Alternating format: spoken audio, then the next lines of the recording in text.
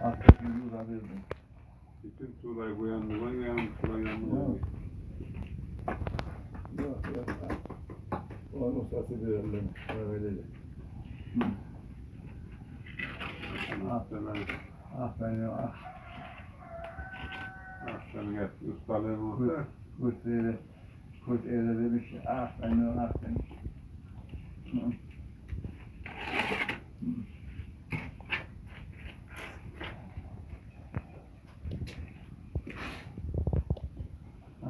Geç duvar ördün mü bu kendi gençliğinde?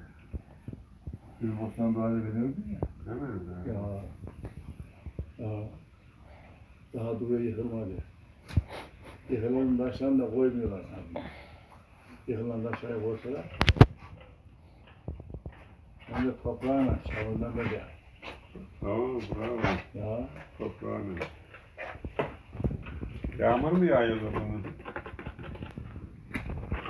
Ona bilmiyorum bakalım önce.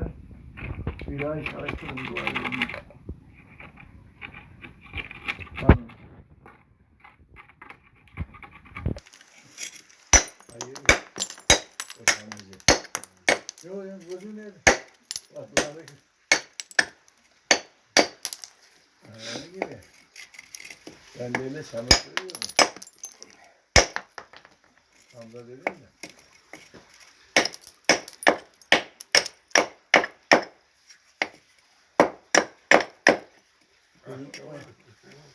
Dedim o yan diye bir şeyi var. Hani o yanda bir çanladaki var böyle geçirmiş. Şöyle oklarını bilsen yıkılacak oklarını açma. Bilsen kaç yıkacak? Düşmüyor. Değer yok ya dostum. Hamza gelir gider oraya bakar. Şurada uçtu mu uçacak mı? Öyle ne uçtu? Doğuşacak mı aslında? Bize bağıracak.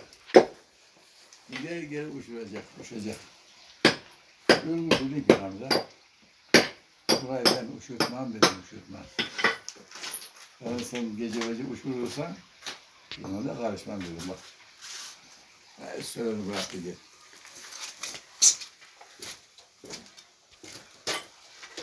Var orada oturuyor rahmetli.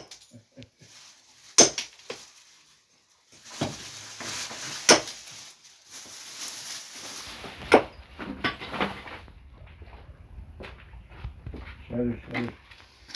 Bakıyor oturuyor orada. Şimdi çok küçük oldu. Çocuklar o şey.